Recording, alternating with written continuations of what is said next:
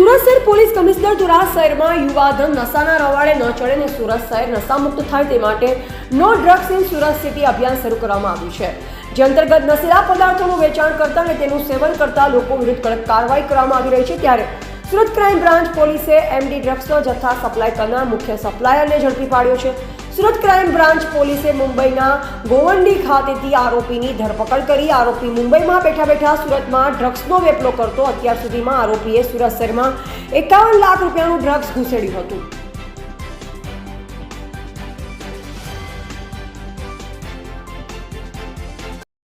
Valsad police અને Surat police દ્વારા આ લોકોનો નંબર ગાડી આઈડેન્ટિફાઈ કરી એક અમેઝ ગાડી અને એક ઇનોવા કબજે લેવામાં આવી હતી અને 4 આરોપીની ધરપકડ કરવામાં આવી હતી।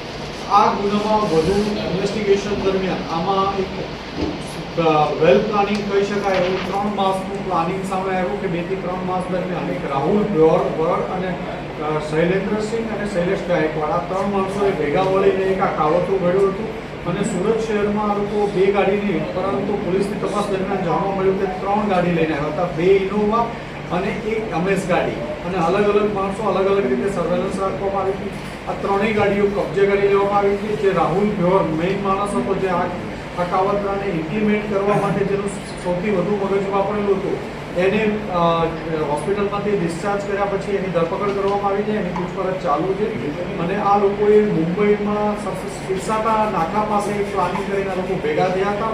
ત્યાં 2 થી 3 લોકોએ મિટિંગ કરી હતી। મુંબઈમાં જે વોન્ટેડ આરોપીઓ છે એમના ઘરે કોમ્બિંગ કરવામાં આવ્યા છે, એમને આઈડેન્ટિફાઈ કરી લેવામાં આવ્યા છે, પરંતુ હાલ એ લોકો ભાગી ગયેલા છે પોલીસની તપાસના કારણે અને અમારી અલગ અલગ ટીમો એમના ઉપર કામ કરી રહી છે।